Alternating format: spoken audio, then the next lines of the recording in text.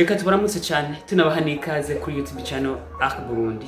Ego dushimira abantu na cyane byumva mutima bashikara badukurikirana aba bari mu mande zitandukanye. Tongera twifuriza umunsi mukuru mwiza kuba Islam bakomeze kugira irayidi nziza aho bari kubahimbaza ndetse mu mihingo iba itandukanye. Ariko tongera twibutsa ko hariho nabandi bagenzi baba bari ahantu bidashobora kuborohera ko bashobora kujya irayidi. Turavuga muri Iran, Israel ndetse no mu bihugu byo mu karere, mu bijya bihugu biri muri Aziya nabyo nyine bataborohewe.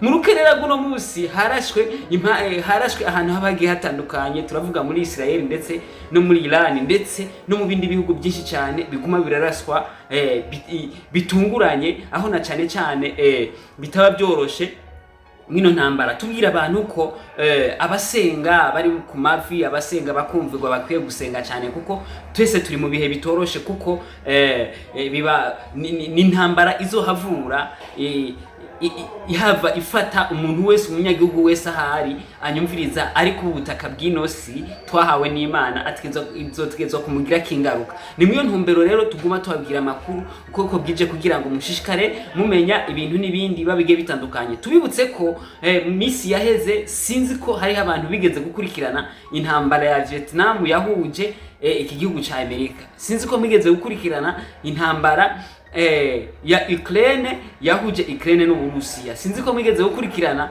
intambara iri kiraba mwakano karere kacu yahuje umugwi wa M23 n'igihugu ca Congo. Muri ko muraraba ibi bintu biriko biraba womenga turaje duhereye muri Vietnam intambara yaraheze, ariko nubwo yaheze ntiyagenze neza nkuko byategezwa kugenda. Abantu benshi bagumye bashize mu mutwe ngo Amerika yaratsinze iyo ntambara. Abantu rero bakwiye gutahura bino bintu. Mwakije cha Vietnam imaze kuvumbura ko abanyamerika bagomba kubatandukanya, bagomba kubatesha umutwe, baciye baja hamwe bagwanya umwasi. Ubwo nyine Amerika yacitsindwa isubira muri Amerika mu buryo bwihuse cyane. Byagenze gute? Vietnam, mu gihugu cya Vietnam hajya ahantu bimvye ico twokwitwa ubuvumo musi. Mu bisanzwe umunyamerika baramwubira. Bagiye rero abanyamerika kumenya ko aho hantu habaho burya abanyamerika baheze. Itsindwa ry'abanyamerika rero ryagiye rikurikirana mu bwo buryo. Ivyo rero tobirandira ko kuko intambara yaraheze. Tugaruke cyane ahantu hakabiri narimvuze muri Ukraine. Intambara ya Ukraine yahuje Ukraine n'Uburusiya. Murazi ko ijya ntambara igitangura Umurusiya yavuga ko mu masa 28 ndetse mu musi umwe ko intambara izobirangiye, imisi ibiri intambara izobirangiye, aho byagumye bibandanya gushika n'ubu. Bigaragara ko intambara ishobora kuba itararangira muri Ukraine. Murumva ko aba ari ibintu bitoroshe. Rero novuga ko muze muragaba abantu bari kubateza intambara mu bihugu bitandukanye bari nyuma ya Amerika. Amerika ni gihugu novuga ko gikaze mu buryo bwa gisirikare, ariko ndavuga mu gihe kitari bwateze intambara muri Iran, kuko Iran ico yakoze yagerageje kubahombesha mu mpande zose. Ntabwo yigeze itera muri Amerika oya, ariko yatanguye itera kuma base militaire yabo, ahantu communication kugira yorohe, batera ku bigo bya gisirikare biri mu bindi bihugu bagiye bubaka, kuko Amerika ubutunzi bwayo bujya bukomakomeye ntago buba buri muri Amerika cyane, buba buri hanze ya Amerika. Nico gituma uteye Amerika mu bisanzwe ba wihenze, kuko ntaco guhomba baba bafise. Nico gituma ubu Amerika bisa nkuko guhagarika intambara bishobora kuyigora, kuko imaze guhomba amahera menshi cyane. Muri Ukraine muri ko muraraba no mu gihe haba intambara ibahuza n'Uburusiya, yaragerageje gushiramo ukuboko kandi n'umutima wayo wose, aho ubwirinzi bwose bw'ikirere bwari buhagaze kuri Ukraine mu ntumbero yo kwirinda ibisasu biva mu Burusiya. Ico gihe hamaze kwitamwo iyi ntambara yo muri Congo yahuje umugwi wa M23 na Congo. Murabona ko Amerika yashatse kuba nk'uyivangamwe, aho na cyane yari ifise ikirondera. Murabona nayo ko biriko biragenda. Twavuye ngaho ubu turi mu ntambara ihuza Israel na Iran, ariko Israel iri mu biganza vya Amerika. Donc Israel niyo twovuga ko Amerika ica kugira ngo ishikire muri Iran ndetse n'ibihugu bifatanije ngaho muri ako karere. Murumva ko bari ibintu bitoroshe. Rero izi ntambara zose Amerika yagiye yivangamo. Intambara yo muri Irani yoyo ntiyiva inyuma.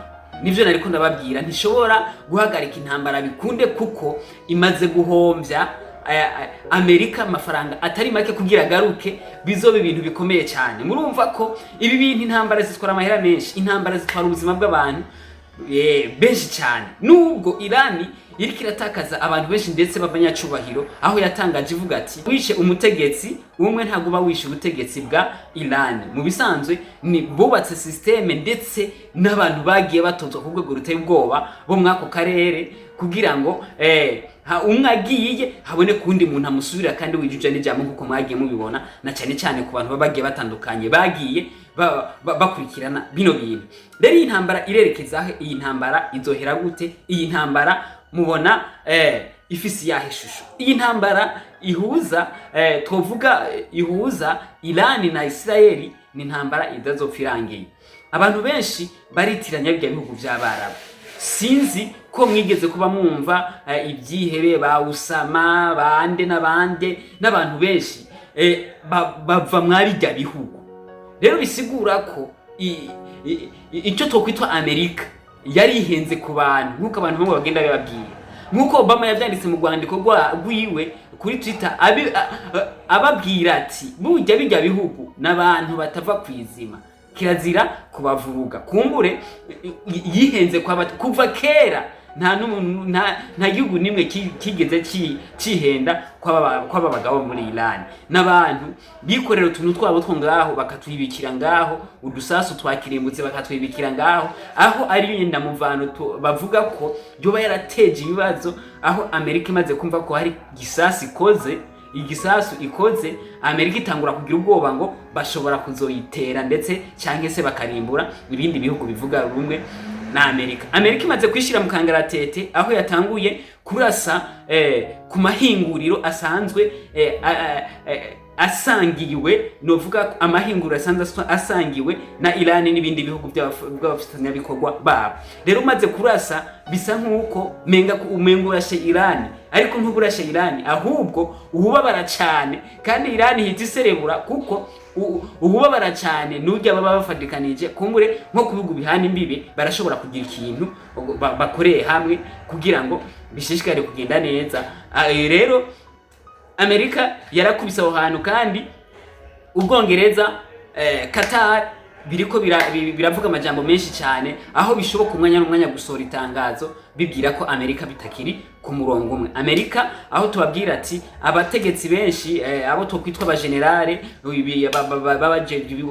ibigo by'ubutasi, abagenerale nkuko nababwiye ko hari umugenerale yarajejwe ico bitwa guhagarika iterabwoba cyangwa se ajejwe timu ijejwe gukinga iterabwoba muri Amerika, aho yanditse urwandiko atangariza President Trump wa Amerika ko ibintu arimwo ashobora kuba ari mu mukino atazi, ndetse akaba ari kahendwa n'ibihugu bitandukanye biri mu bihugu by'Abarabo, cyane cyane turavuga Israel. Rero turaraba iyi ntambara umuntu wo kuyirangiza n'uwayitanguye, ariko yo yirangiza mu gihe ari kabona icyerekezo cyayo. Gushika n'ubu umuntu yatanguye intambara ntamenye uburyo ashobora kuyirangiza kuko ntazi icerekezo, kuko mu mwanya n'umwanya mukabona umutama biramucanze kuko yibaza ko ari ibintu byoroshe nkuko yahora bigira mu bindi bihugu, ukabona agize akantu ibintu biragenze nkuko abishaka, ukabona je atwaye umuperezida baramujanye